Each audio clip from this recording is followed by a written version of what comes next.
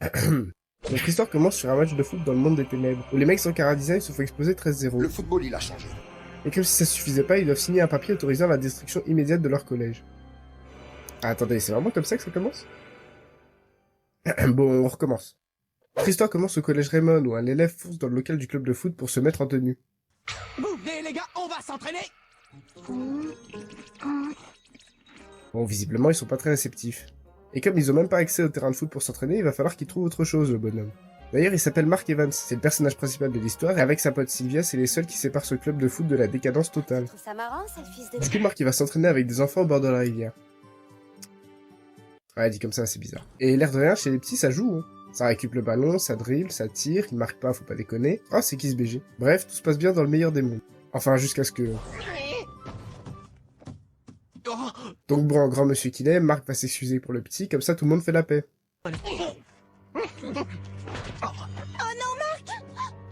Te rendre quoi? Hein, tu parles de ça, du ballon? Bah du coup, ils veulent pas faire la paix, ces petites merdes. Gotta give him that hawk too and spit on that thing.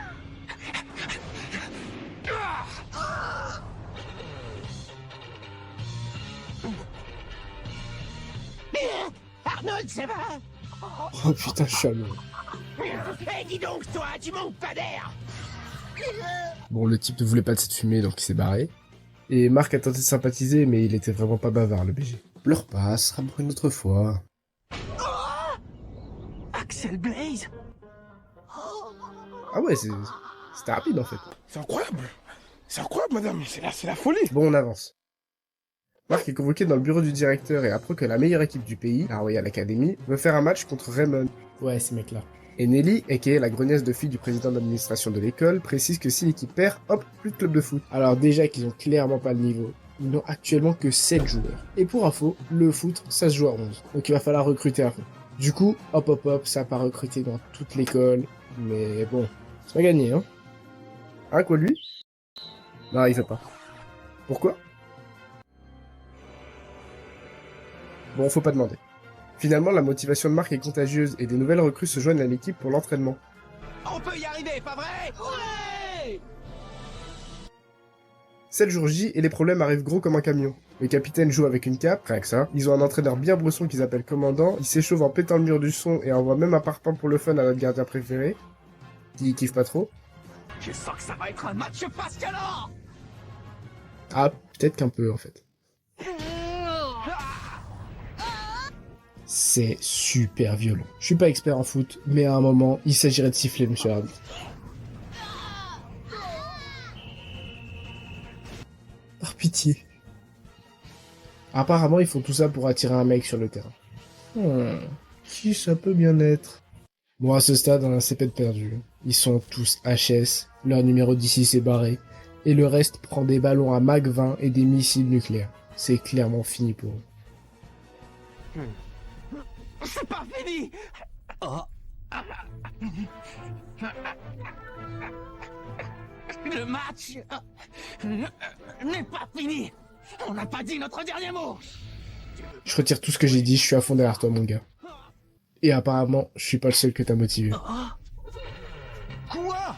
Je ne rêve pas, c'est bien lui! Mais oui, c'est ce formidable joueur qui a participé au tournoi Football Frontier l'année dernière et qui s'est fait remarquer grâce à ses tirs extraordinaires, Axel Blaze! Bon, ok, c'est cool, mais vous prenez quand même 10-0, là. Raymond reprend le match, mais les zinzins leur envoient une bombe nucléaire. Axel l'ignore complètement et fonce dans le camp adverse. Pourquoi? Je pense qu'il vous l'expliquera mieux que moi.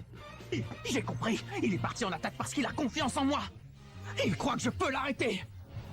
Il veut que j'arrête ce tir et que je lui passe directement le ballon.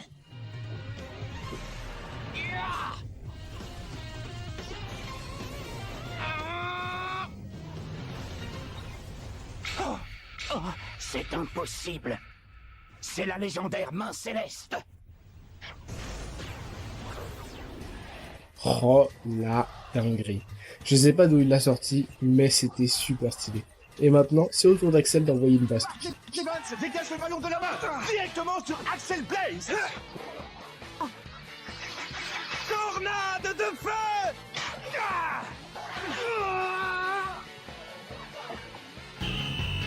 But! magnifique but du numéro 10, Axel Blaze. L'équipe de Raymond est enfin arrivée à marquer un but contre la Royal Academy. On y est arrivé. Après ce premier but, la Royal Academy décide de se retirer, Raymond gagne par forfait, le club est sauvé, et même si l'intervention d'Axel le BG ne se reproduira pas, c'est un nouveau départ pour l'équipe. Tout commence aujourd'hui. C'est aujourd'hui que prend naissance notre football.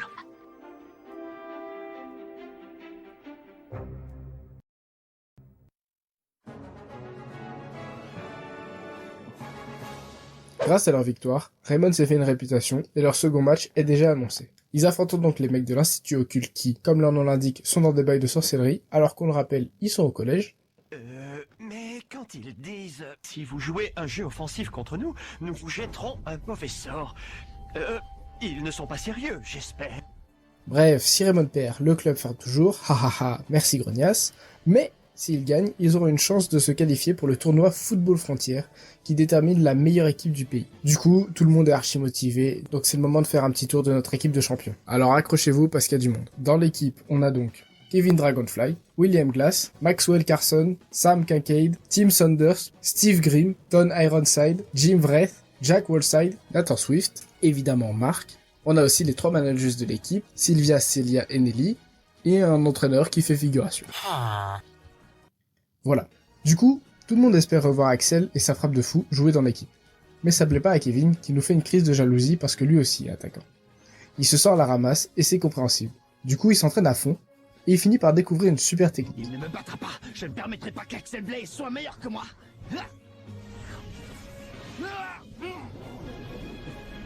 Jamais.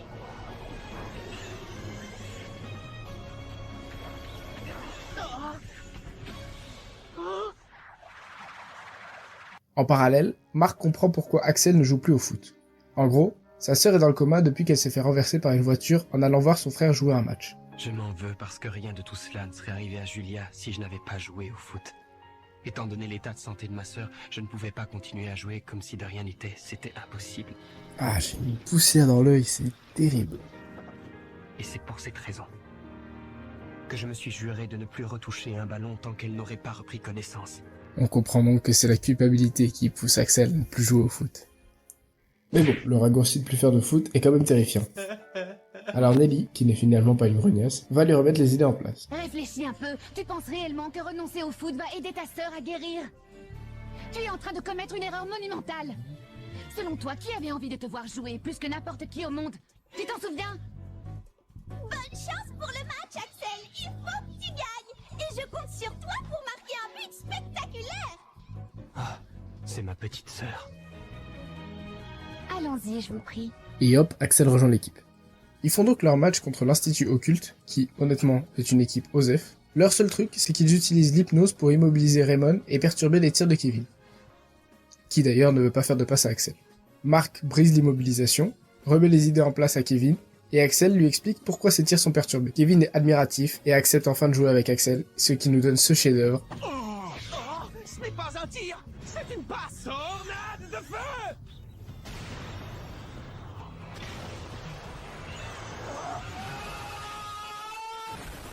Raymond gagne et se qualifie pour le tournoi.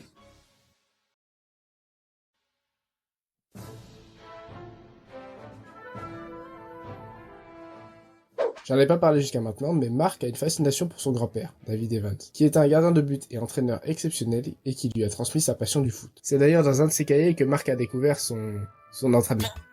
Alors vous vous demandez sûrement pourquoi j'en parle maintenant. Bah parce que grâce au patron du restaurant de nouilles du coin, l'équipe apprend l'existence d'un autre cahier. Et ce cahier serait caché dans le bureau du principal du collège Raymond. Mais comment ça se fait que le monsieur du restaurant de nouilles soit au courant de cette histoire? Eh bien... Allez, on réfléchira à ce genre de détails plus tard. Bon, apparemment on n'en saura pas plus. En tout cas, Nelly, qui remonte de plus en plus dans mon estime, retrouve le cahier dans lequel figurent plein de super techniques, dont une qui permet de dominer les airs. Et c'est exactement ce dont ils ont besoin, car leurs futurs adversaires, le collège Wild, sont réputés pour leur capacité à dominer les airs. Ah, et un nouveau membre a rejoint l'équipe aussi. S'ensuit probablement l'un des meilleurs épisodes d'entraînement pour maîtriser le trampoline du tonnerre, qui sera exécuté par Jack et Axel. Aidés par leurs coéquipiers, ils se donnent à fond pour maîtriser leurs parties respectives de la technique. Pour Jack, le saut, et Axel, le rebond. Axel, ça va? Tu n'as rien de cassé? Ça va, je peux encaisser. Mais je manque encore de hauteur. Vous devez me projeter beaucoup plus haut que ça, d'accord? D'accord, si tu le dis. Après un entraînement qui aura duré jusqu'à la tombée de la nuit, ils seront enfin prêts pour essayer le trampoline du tonnerre. Malheureusement, à l'issue de leur entraînement, Jack réalise qu'il a le vertige, ce qui empêche l'exécution totale de la technique. Le match arrive et les adversaires sont... Bon, voilà quoi. Heureusement qu'ils ont leur entraîneur pour les recadrer. Comme attendu, le collège White maîtrise les airs et la tornade de feu d'Axel est stoppée net. Kevin, lui, tente par le sol. Puisqu'ils sont si forts en l'air, voyons ce que ça donne à terre. Bon, ça s'est mal passé.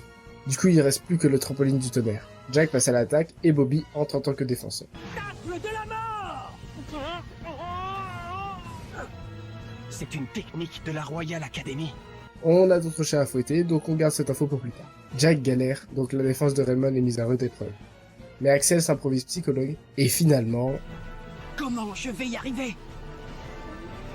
Voilà comment! C'est ça! Ne regarde pas en bas! C'est ma technique! Trampoline du tonnerre! Match gagné, emballé c'est pesé. Retour à l'enfant. Bon, c'est bien beau de gagner des matchs, mais du coup plein de potentiels adversaires commencent à espionner notre petite équipe. Et d'ailleurs, leur prochain adversaire, c'est le collège Cyber. Ouais, ils sont tous clichés dans ce tournoi. Et ils connaissent tout sur Raymond, au point de faire des trucs comme ça.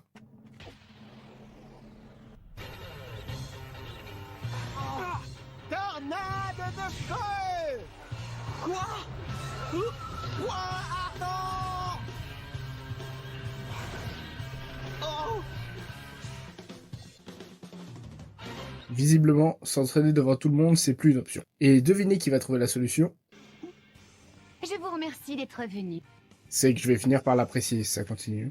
Elle retrouve le centre d'entraînement souterrain d'une ancienne équipe légendaire de l'école. What?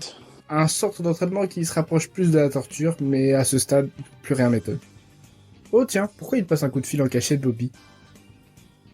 Le match arrive, et les bonhommes de Cybertech ont tous des oreillettes et des puces Neuralink pour parler avec leur entraîneur. Dans mon livre, c'est de la triche, mais personne m'a demandé mon avis, donc bon. Tiens, mais on le connaît, lui. Grâce à leurs nombreuses séances au camp d'entraînement, l'équipe est bien plus forte que les Cybertech n'auraient pu l'anticiper. Mais bon, on se fait quand même surprendre et on prend un but. Oh! Il la reprend de la tête! Marc ne peut rien faire! But! Il a marqué! Jonathan Saylor ouvre le score! 1-0 pour l'équipe Cybertech qui prend donc l'avantage! Je me suis fait avoir! Même si le gardien des Raymond s'est vaillamment battu, il n'a pas pu arrêter ce deuxième tir! Il passe à l'arrière? Et devinez pas ce qu'ils font. Il n'attaque plus! L'équipe Cybertech n'attaque plus! Les 11 joueurs font tourner le ballon sans rien tenter! C'est ahurissant! Ils jouent la montre pour ne prendre aucun risque! Bon bah, vous comprenez bien qu'ils ont fait ça jusqu'à la fin de la mi-temps. Et d'ailleurs, Marc en profite pour leur faire une petite leçon des valeurs du foot assez fumée. Et ils comprennent pas parce que nous, robots sans émotion. À la deuxième mi-temps, ils reçoivent un nouvel ordre de notre pote, et c'est celui de blesser les joueurs de Raymond. Mais cette fois, ils refusent, et ils continuent à défendre. Du coup, Marc pète un câble. Il a quitté son but. Incroyable! Mark Evans traverse le terrain en courant, laissant son but sans protection! Et le pire, c'est qu'il en éclate trop au passage. Il arrive même jusqu'au but. Tir n'apparaît pas dans mes données.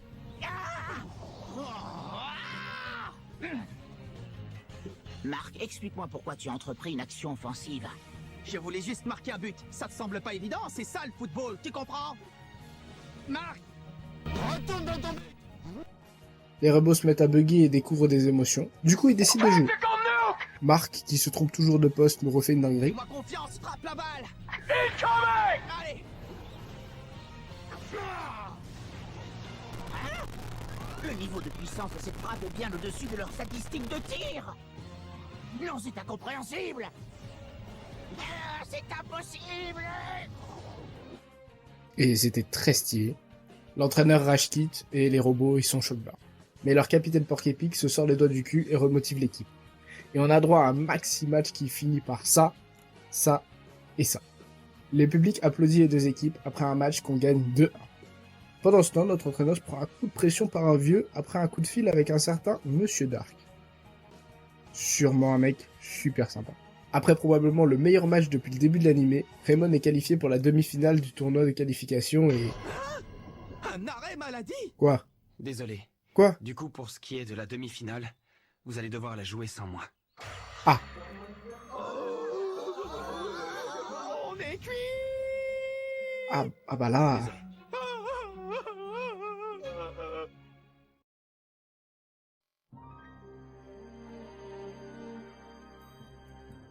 Après la nouvelle victoire face aux Otaku, la revanche contre la Royal Academy approche à grands pas, et Bobby a toujours une attitude aussi suspecte. Et hein, quoi?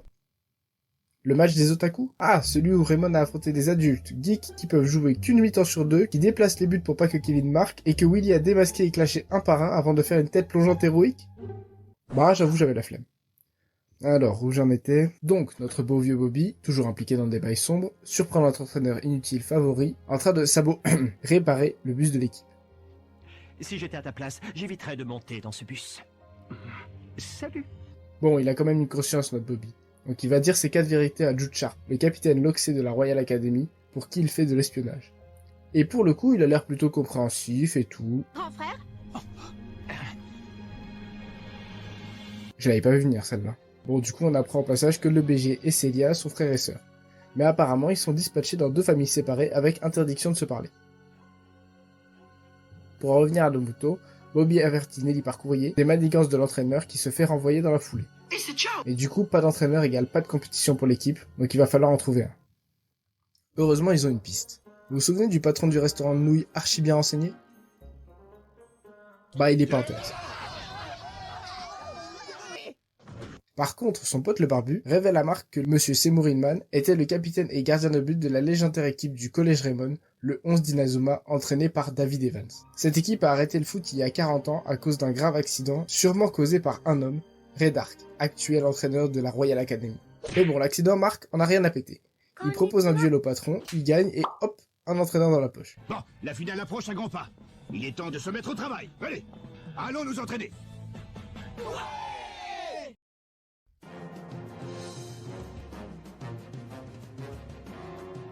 Depuis les révélations de Bobby, Jude est tourmenté. Il envie de plus en plus le style de jeu de Raymond et questionne les méthodes du commandant. Il est résolu à jouer la finale dans les règles du foot, sans magouille. Mais pas besoin d'être mentaliste pour savoir que son entraîneur voit pas tout à fait les choses de la même manière. Que le malheur s'abatte sur ceux qui crachent vers les cieux. Il cherche alors à travers tout le stade où se trouvent les pièges qui attendent ses adversaires pour les désamorcer. Pendant ce temps, Mark croise le seul mec que tu veux pas croiser dans tout cet animé. Bonjour, nous sommes Et vendredi. il lui révèle par pure gentillesse, et pas du tout pour le déstabiliser, que Jude a fait promettre à son père que s'il gagnait ce match, lui et sa sœur pourraient à nouveau vivre ensemble. Heureusement, vous connaissez mon gars Mark, archi focus, évidemment que ça va pas le déconcentrer.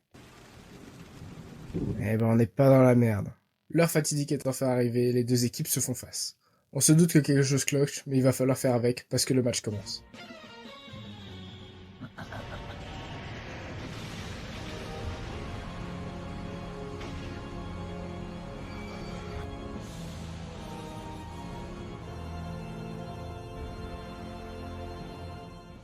Ah bah ça y est, il n'y a plus aucun dosage. Grâce à Jude, tout le monde s'en sort. Mais le fait qu'il ait pu penser une seconde qu'il n'allait pas être soupçonné m'empêche de dormir.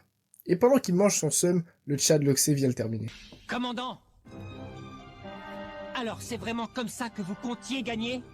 J'adore ce mec. Du coup, Ray Dark se fait arrêter par l'inspecteur Smith, et la finale peut enfin avoir lieu normalement. Comme on pouvait s'y attendre, c'est un très gros match. La première occasion est du côté de Raymond, mais à Skip en face, c'est le meilleur gardien du pays. Ça joue à fond, tous les joueurs sont focus. Enfin, tous, sauf une personne, Mark. Et quand il floppe pas à moitié. Là, il a vraiment mal choisi son match, parce que Ray Dark est pas le seul que Jude est venu abattre. Pour arriver à briser la main céleste, on a mis au point une technique spéciale. Manchot empereur! Numéro 2! Alors vous vous doutez bien que c'est pas en étant à moitié dans le match qu'il va arrêter une dinguerie pareille. Du coup, pour la première fois, la main céleste est vaincue. Ils ont eu du mal là, ouais. Intraitable. Pour Axel, le flop, ça passe. Une fois, deux fois. Mais la troisième fois, Jude prend un tacle glissé, 2 pieds décollés, histoire qu'il ne repasse pas sa technique de zinzin. Ça tue l'adversaire. À la mi-temps, Mark se fait bully, parce qu'il faut pas déconner. Mais ça suffit pas et il continue à flop. Tous nos espoirs reposent sur Axel et ses talents de psychologue. Bah, Bah l'air de rien, ça marche super bien. Avec Marc de retour à son meilleur niveau, on a enfin droit à la finale qu'on mérite. Kevin lance une nouvelle attaque vers le but de la Royal Academy et fait face une nouvelle fois au bouclier d'énergie du gardien. Mais Axel perce le secret de la technique, littéralement, et nous permet de revenir au score. Tornade du dragon! Yeah! Le match touche à sa fin, et un but maintenant assurait forcément la victoire à l'une des deux équipes. Et Jude se trouve une nouvelle opportunité d'utiliser sa botte secrète. Marc le sait. Si ce ballon arrive au fond des filets, tous les espoirs de l'équipe seront réduits à néant. Pourtant, le manchot empereur vient peu à peu à bout de sa technique. Et la main céleste est à nouveau sur le point de céder. Il faut que j'arrive à arrêter ce ballon! Fantastique! Mark Evans exécute la main céleste des deux mains! Cet arrêt offre une ultime chance à Raymond de marquer. Nathan nous sort un dribble de fou, Timmy victimise ce type, et Steve enchaîne sur un centre pour le trampoline du tonnerre. Mais King a déjà prévu sa meilleure technique pour le contrer. Sauf qu'il n'avait pas anticipé qu'Axel ne serait pas le seul à tirer.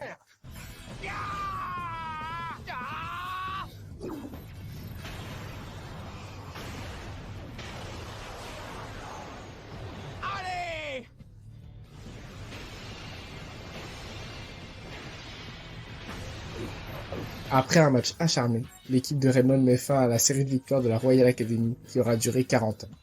On a réussi!